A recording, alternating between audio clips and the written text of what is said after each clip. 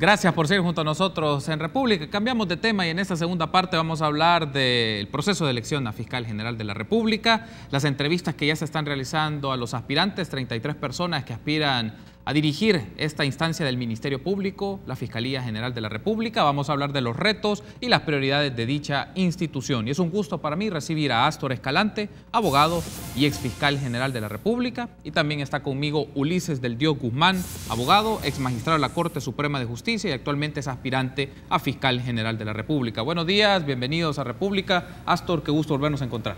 Muchísimas gracias. Igualmente un placer y también compartir esta tribuna con el amigo y candidato a fiscal general Ulises del Dios Guzmán. Gracias por tomar la invitación. Ulises, bienvenido, qué gusto. Muchas gracias por la invitación, es un gran gusto y por supuesto aquí con las experiencias del señor fiscal anterior, ¿verdad? Que me recibió diciéndome un tanto así burlonamente señor fiscal y yo le decía que más fiscal es él, por si me lo dice en mal sentido.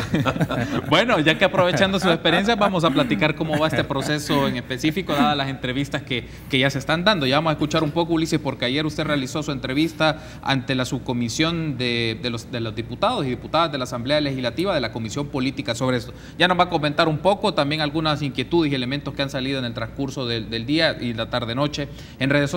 Pero antes, Astor, me gustaría escuchar un poco de esto, la lectura que usted tiene de este proceso en particular. ¿En qué sentido? Una discusión que hemos tenido con diferentes especialistas, gente de organizaciones, es que aquí de momento no, la Asamblea Legislativa debió haber establecido con más claridad la metodología y criterios para la selección antes de hacer las entrevistas, pero ahora lo que vemos es que se están haciendo las entrevistas y sobre la marcha podrán surgir criterios de elección, aparecerán criterios, metodología, baremos y demás, pero lo que primero debió haber dejado con claridad los diputados y diputadas es qué van a evaluar, cómo lo van a evaluar y qué van a investigar de cada uno de estos perfiles. Sí, bueno, ciertamente este es el procedimiento que tiene el país. A mí no me gusta el procedimiento que se tiene, yo fui electo con ese procedimiento, no me agrada, porque realmente no tiene una sistematización preconcebida. Hay un principio en derecho que habla de la legalidad, es un principio de legalidad, y hay otro aforismo incluso que dice sumum jus, sumum injuria, la ley es dura pero es la ley, y en el principio de legalidad establece que no se puede hacer nada más de lo que la ley establece, lo que la ley permite, lo que la ley prohíbe.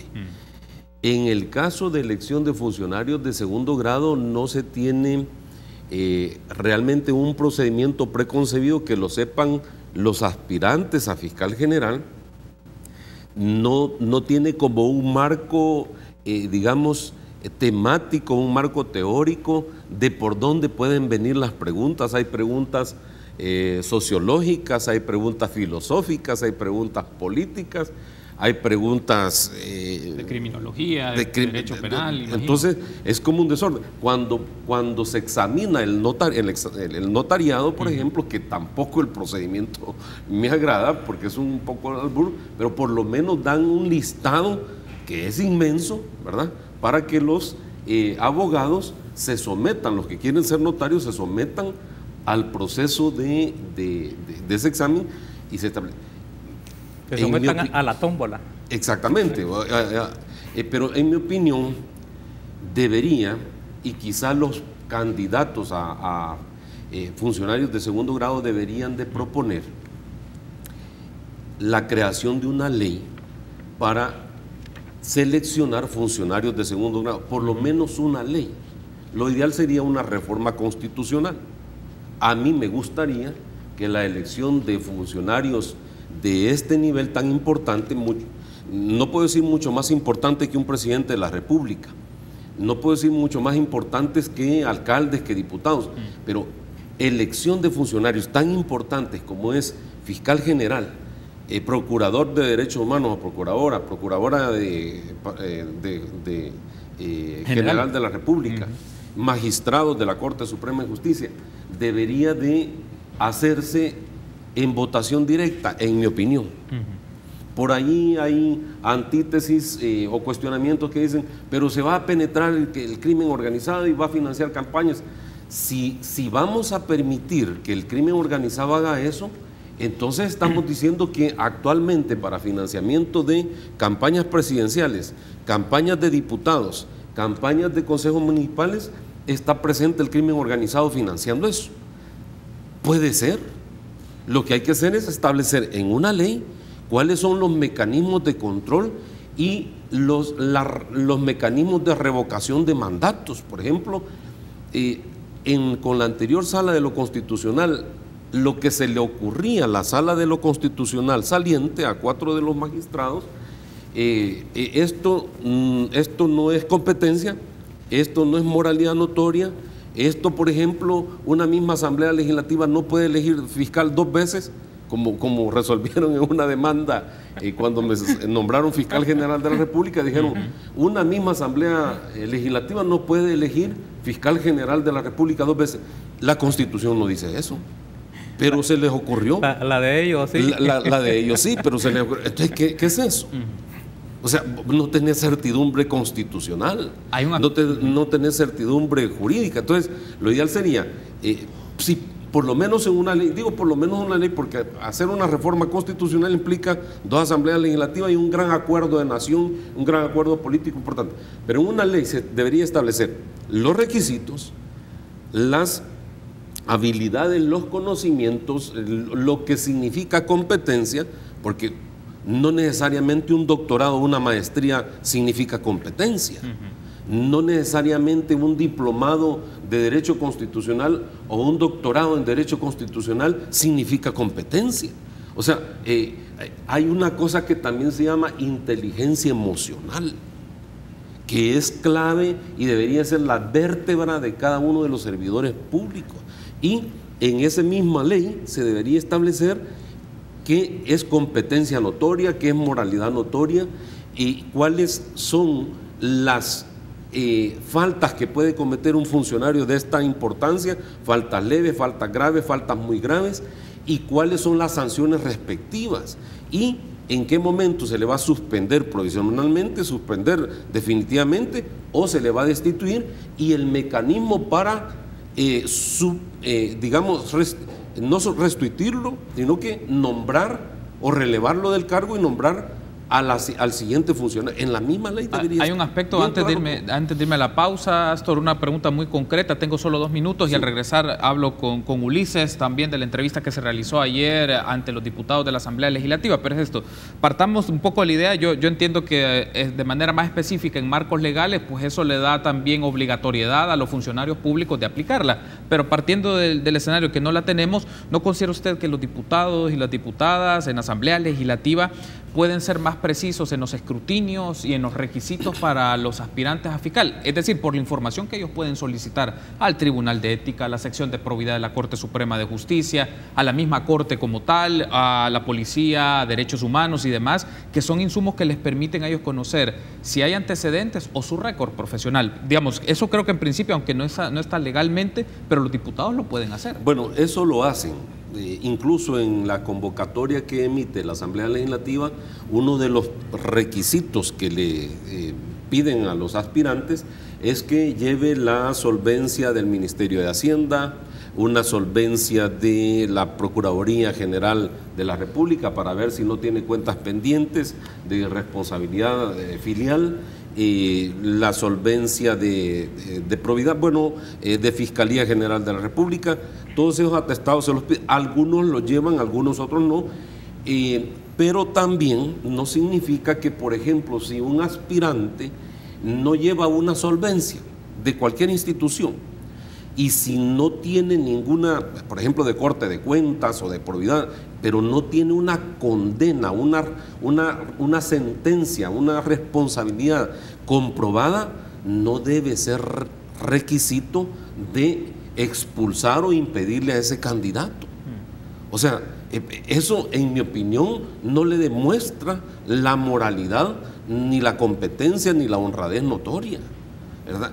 Son otros mecanismos. Es más, de repente la anterior sala de lo constitucional se le ocurrió que si miraba abrazado a un aspirante a funcionario de segundo grado con un candidato político, con un candidato presidencial, este ya es político, destituyámoslo. Okay. Este participó en firmar el libro blanco, el libro azul, el libro tricolor de no sé quién para la formación de un partido. Quitémoslo. ¿Qué es eso? Okay. Si un funcionario va a hacer bien su trabajo, se comprueba justamente en el terreno, y en el terreno debe existir la ley para decir, no está haciendo bien su trabajo, mire señor, se le va a suspender, así como se suspenden a los empleados del sector privado, okay, así como se suspenden a los empleados de cualquier categoría, y hay los mecanismos para, si se ha cometido una injusticia, plantear los recursos necesarios, más ahora que ya tenemos una nueva ley de la jurisdicción contencioso administrativa y una ley de procedimientos administrativos que empezará en febrero. Debo hacer la pausa. Hay mecanismos. Debo hacer la pausa, Astor, porque me la están pidiendo hacer la pausa, pero al regresar hablo con Ulises y seguimos discutiendo un poco cuáles son los retos que implica la persona que asuma el rol del fiscal general de la República. Volvemos.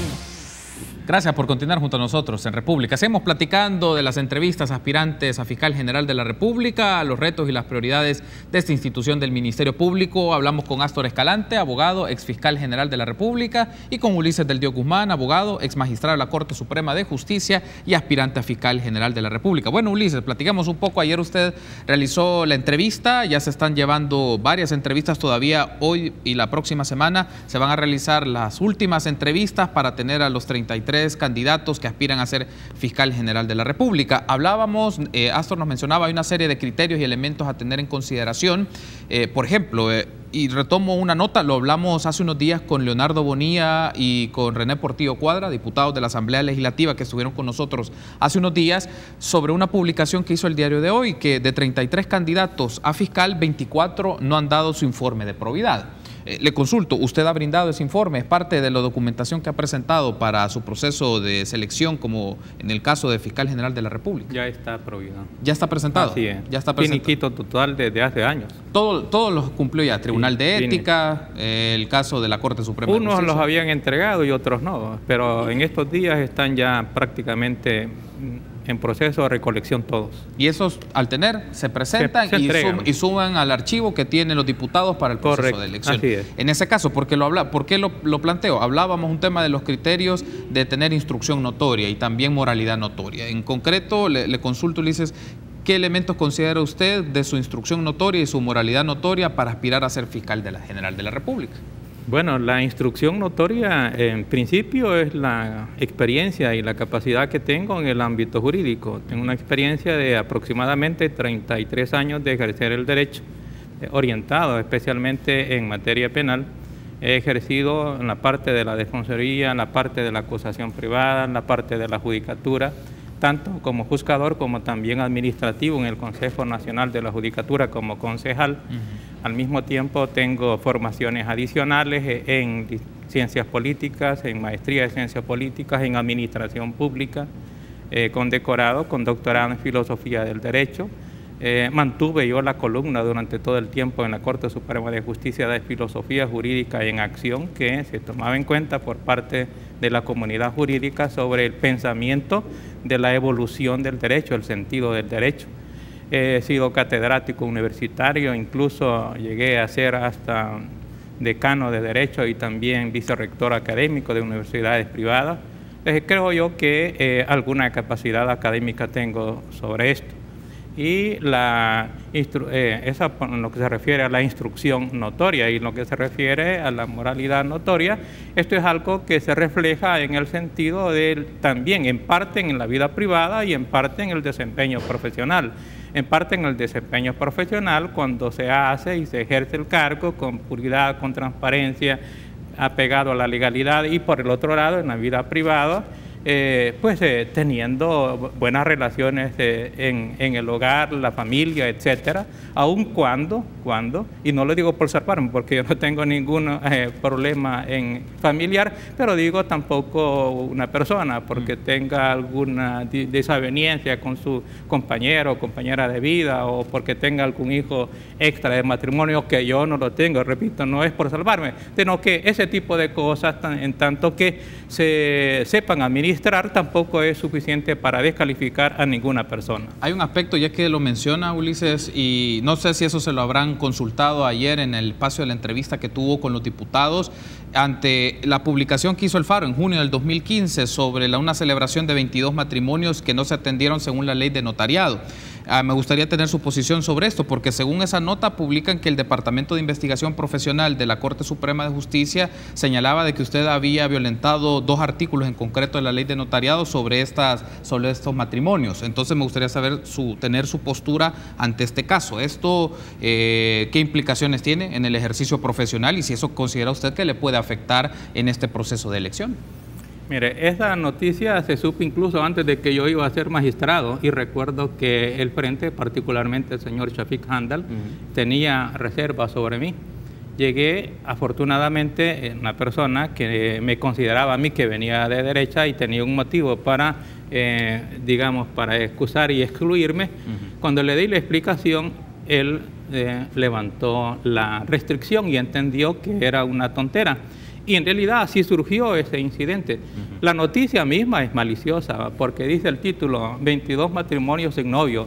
¿Qué persona con un solo dedo de frente va a creer que un notario va a celebrar 22 matrimonios sin novio? Ya de entrada el título de la noticia dice que eso es una chiqui noticia, es decir, una noticia de caricatura, ya con una intención maliciosa. Eso surgió ya en la realidad porque se celebraron matrimonios, ciertamente, de extranjeros. Y se acababa de entrar en vigencia el Código de Familia. El Código Civil anterior permitía que el notario solamente celebrara el matrimonio de un nacional con un extranjero. Y cuando entró en vigencia el Código de Familia, se permitía ya que el notario pudiera celebrar el matrimonio de los 2 extranjeros. Pero de eso no se habían dado cuenta en la sección del notariado. Cuando se llevaron los matrimonios fue un gran escándalo, que se estaban casando 2 extranjeros por un notario. Eso fue el surgimiento del problema. Consultaron a la persona que se suponía que era la creadora del Código de Familia y dijo que no, que eso estaba prohibido en el Código de Familia. Yo les recomendé respetuosamente que estudiaran el Código de Familia, y esto es que aún antes de la entrada del Código de Familia, ya el Código de Bustamante, o sea, el código que es Tratado de Derecho Internacional Privado de 1949 también lo permitía. Entonces, eso fue lo que les causó escozor, simplemente que uno les respondiera que no tenían derecho en observación. Y después se inventaron un montón de observaciones. Es que no los conocen. ¿A quién no conoce? ¿A quién? Es que no estaban presentes. Pues sí, y no se están casando por poder. Pues. Y un montón de observaciones que ya eran absurdas. Al final, allá en Israel mandaron a hacer una investigación aquí a través de la embajada, y el estudio jurídico de ellos, de la embajada de aquí, dijo que no se violaba ninguna legislación salvadoreña. Fue el reporte. ¿Y dónde está esa investigación? Allí en la embajada, pregúntenle a la embajada, y si quieren pregunten allá en Israel, porque decían que era matrimonio ficticio. Allá hay un registro especial de los casados en el extranjero.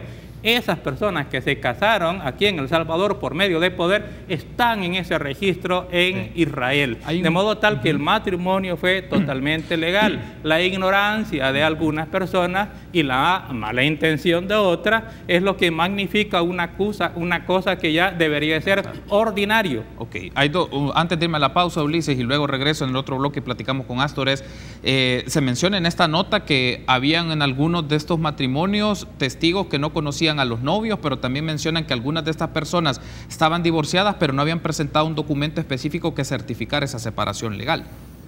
No, todos tenían documentos. Algunos documentos tenían algunos defectos, porque los documentos no todos se redactan y se formulan de conformidad con la legislación salvadoreña. pero en derecho internacional privado la forma de los actos se rige por el lugar en donde se emiten. De modo tal que si algún vicio o alguna falta de coincidencia había entre un documento de los expedidos en el extranjero y el nacional, se aplica el derecho internacional privado. Y lo otro es que en esos casos en los cuales existe algún vicio, como por ejemplo en el caso de los testigos, que es natural que si los matrimoniantes son del extranjero y los testigos aquí, que probablemente no los conozcan, ya está prevista cuál es la sanción. La sanción es que tienen la oportunidad de solicitar la nulidad del matrimonio, pero es una nulidad relativa, es decir, que depende de los consortes si quieren mantener el matrimonio o no.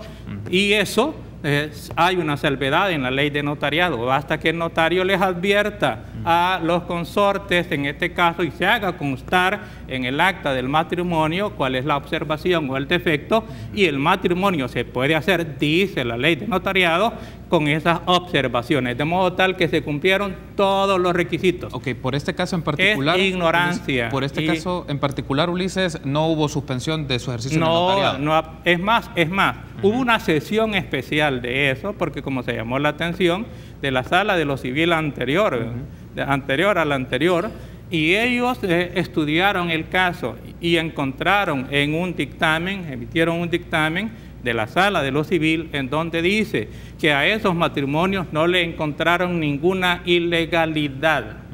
Ahí se quedó calmado el asunto. Ok, bueno, debo de hacer una pausa, si les parece. En el siguiente bloque, Astor, Ulises, hablamos sobre criterios y elementos importantes para esta elección, el carácter de independencia y el carácter técnico, y también qué retos necesita la Fiscalía General de la República para su trabajo. Volvemos.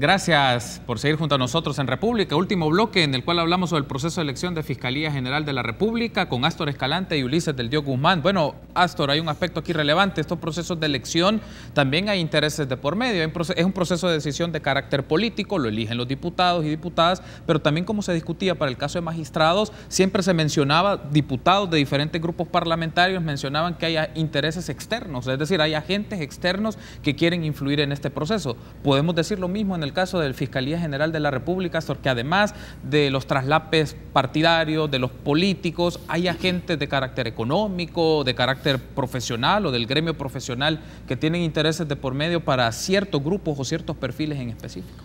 Sí, totalmente. Es decir, somos terrícolas, ¿verdad? No somos marcianos, no somos cuerpos, ¿verdad? Celestes. No somos divinos, ¿verdad? No somos dioses. El único que lleva el Dios allí es Ulises del Dios Guzmán, ¿verdad? Que es el nombre. Formalidad. Entonces, pero somos terrícolas y somos sinceros, somos honrados, somos pícaros, somos hipócritas, somos todo eso. Y estos grupos que se presentan, por ejemplo, ante las instancias respectivas, ante la Asamblea Legislativa, lo único que le falta a algunos es llegar vestidos de blanco, ¿verdad? Y a algunos le falta llevar las lámparas o una vela encendida y que vayan desnudos, ¿verdad? Y que les pregunten qué andan buscando. Bueno, yo ando buscando aquí la verdad. Eso es lo único que le falta a algunos, pero varios de ellos son perfectos hipócritas y perfectos interesados en temas específicos. Te cuento una experiencia particular. A ver. 3 prominentes abogados, no voy a decir nombres, yo era fiscal general en funciones, me llegaron a pedir audiencia y yo sabía cuál era el tema, porque le anuncian a uno cuál es el tema. Era sobre un tema de arbitraje. El fiscal general de la República es el que participa en defensa del Estado en temas de arbitrajes cuando demandan al Estado salvadoreño. Viene entonces, y como yo ya sabía, mucho trabajo para un fiscal general, si llegas a ser fiscal general vas a tener mucho trabajo. y llegaron como a las 6:30, 7 de la noche. Los atendí como a las 10:30, 11 de la noche, cuando terminé toda mi agenda, y entonces me dicen, mira, aquí están estas carpetas, lo que te venimos a pedir es que si podés contratar a esta firma internacional, un despacho legal internacional, para que llevara un arbitraje. Es decir, para que el Estado salvadoreño lo contratara y dijera, este es el despacho y se le van a pagar 5 millones, 10 millones de dólares por la litis que va a hacer. ¿Qué se llama eso? Eso se llama corrupción. Y de repente se presentan, amanecen en una organización, le ponen hasta nombres de no sé qué cosa, ¿verdad? No quiero mencionar nombres para no ofender, pero DPJ por aquí, DPK por allá, no sé, y unos trabajan por la transparencia, por la corrupción, se asocian con algunos cuerpos diplomáticos y toda la cosa, y no son honrados, hombre, eso hay que decírselo, y luego van a presionar a los diputados. Está bien que presionen a los diputados, pero que sean sinceros y que mejor digan, mire, nosotros como sector académico, político, gremial, a quienes proponemos es a fulano, a sutano y a Perencejo. Eso sería mucho más transparente, y que dijeran por qué, sino que están diciendo, no, este no tiene doctorado, este no ha escrito un artículo, este no ha escrito libros. Mentiras. Hay una persona que presentó una demanda de inconstitucionalidad sobre una elección de segundo grado, no voy a dar más detalles. Bolo, en una reunión de bolos, le extractan información y le dicen, mire, a mí me pagaron $1,700 por presentar una demanda de inconstitucional. ¿Y quién se lo pagó? Fulano y mengano. Y me siento arrepentido porque el que quedó después fue... ¿Qué es eso? Entonces, debemos de corregir ese tipo de vicios y ese tipo de hipocresías. En el listado que hay, ¿verdad? Yo brevemente te puedo mencionar por lo menos lo que conozco, ¿verdad? El amigo Ulises del Dios tiene muy buena experiencia, tiene carrera judicial, hay fiscales de carrera, el actual fiscal, por ejemplo, es un fiscal de carrera. Está Iván Homero López Guzmán, que lo conozco, es fiscal de carrera, tiene conocimiento.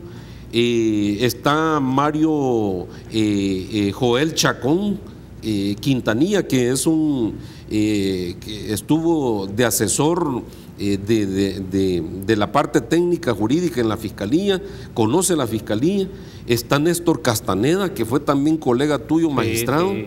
Está jueces, está José David Guevara. Es decir, la Asamblea Legislativa acá en este listado tiene candidatos que tienen una excelente formación, y el consejo que yo le daría a la Asamblea misma y al que quede como fiscal general de la República es que modifiquen, por ejemplo, la Asamblea, la ley orgánica de la Fiscalía, y allí mismo se cree un ente asesor. Hay un consejo fiscal que no es exactamente un ente asesor del fiscal general, que tenga un ente asesor que no le diga que está bonito el fiscal, que habló bien, que haga lobby aquí perverso, que genere unos casos. Dicen que de repente pueden tener la intención de reventar casos, le pasan chambres a uno, mira, van a reventar casos y hasta vos te van a llevar de encuentro, no sé si te han dicho alguna vez. Entonces, ese tipo de cosas deben de corregirse en la Fiscalía. Hay un aspecto, porque ya me restan básicamente 2 minutos, pero sí, Ulises, aprovecho hay que evitar todo eso. Aprovecho y le pregunto, Ulises, porque me restan 2 minutos, pero 2 casos en concreto. Uno, por ejemplo, si en este proceso de aspiración a fiscal general de la República, 2 casos, ¿cómo abordaría usted el caso Raiz? Mire, es que eso es de lo más facilísimo. Yo le di un trabajo de defensoría con relación específicamente a la nulidad, porque contra él están intentando utilizar, y la están utilizando hasta este momento, una prueba ilegal, porque las grabaciones, dice la misma ley de intervención de las telefonías, que después de 6 meses de finalizado el procedimiento no se pueden utilizar. A él le vencieron los 6 meses y 10 meses después pretenden utilizar esa grabación. Esa prueba es ilegal, en contra de que estoy yo, y yo he presentado ese escrito en representación del señor Ray. No tiene conflicto de interés por ese caso. ¿No cree que hay un conflicto de interés? ¿Por qué? Estar en contra de la ilegalidad de una prueba que ha utilizado la Fiscalía no es ningún conflicto de intereses. Si el señor fiscal general debería ser el primero en no utilizar pruebas ilegales en contra de nadie, no solo en contra de él, ¿verdad? Sino que en contra de nadie. No fraudes procesales, no falsedades, no ilegalidades. Eso no es ir a favor de alguien, no, es ir a favor de la sociedad para que el procesado tenga oportunidad de defenderse y que no se utilice la maquinaria, el peso de la maquinaria, incluso fraudulentamente en contra de alguien. Tengo que cerrar la entrevista, Ulises, solo me hacen otra pregunta en redes sociales. A favor, consultarle a Ulises del Dios cómo abordaría él el caso, por ejemplo, del informe de la Comisión de la Verdad, de Monseñor Romero, el caso del Mozote y el caso Jesuitas. El informe de la Comisión de la Verdad fue un informe político. Eso no es una investigación técnico-científica ni jurídica, y eso tiene un valor político. Era para conocer, de conformidad con los investigadores del momento, cómo es que ocurrieron los hechos, pero no estaba destinado para que sirviera de fundamento ni de prueba para ningunos procesos judiciales. Quiero darle las gracias por haberme acompañado. Espero que nos volvamos a encontrar. Ulises, ha sido un gusto. Gracias por habernos acompañado. Te agradezco mucho. Astor, ha sido un gusto también y espero que nos volvamos a encontrar más adelante. Igualmente, ya la orden, por supuesto. Gracias por habernos acompañado. Nos encontramos el próximo lunes, 6:30 en República.